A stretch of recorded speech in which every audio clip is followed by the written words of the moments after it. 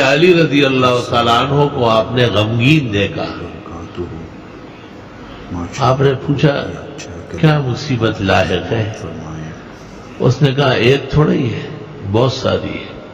کہا تو ایک ہی کلمہ کافی ہے، بسم اللہ الرحمن الرحیم، لا حول ولا قوت الا باللہ العلی العظیم. فرمایا اے علی، یہ کلمہ کسی غم ہم صدمے کو نہیں چھوڑے گا.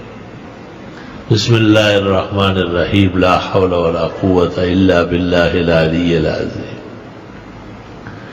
عمل کتنا مختصر ہے اور کتنی تسلی علی کو دی. کمال ہے اس کلمہ میں. معراج میں آپ نے آسمانوں میں دیکھا کہ ہر آسمان میں ایک بہت خوبصورت فانوس لگا ہوا ہے.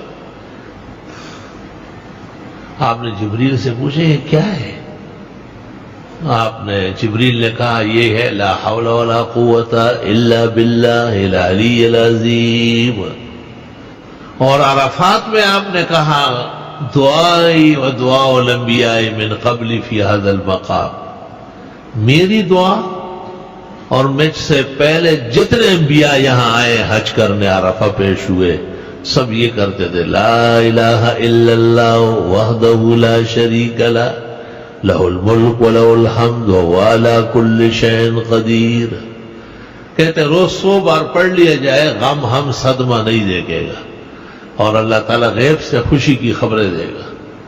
ہر روز کوئی نہ کوئی خوشگوار خبر سنے گا.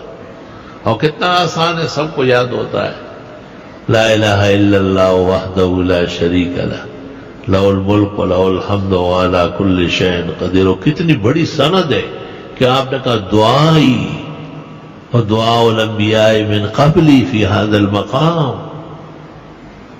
عرفات کے میدان میں آپ نے کہا بخاری مسلم میں میری دعا اور مجھ سے پہلے تمام نبیوں کی دعا اس جگہ یہ ہے لا الہ الا اللہ وحدہ لا شریک لہ لہ الملک و لہ الحمد وہو علی کل شیء قدیر.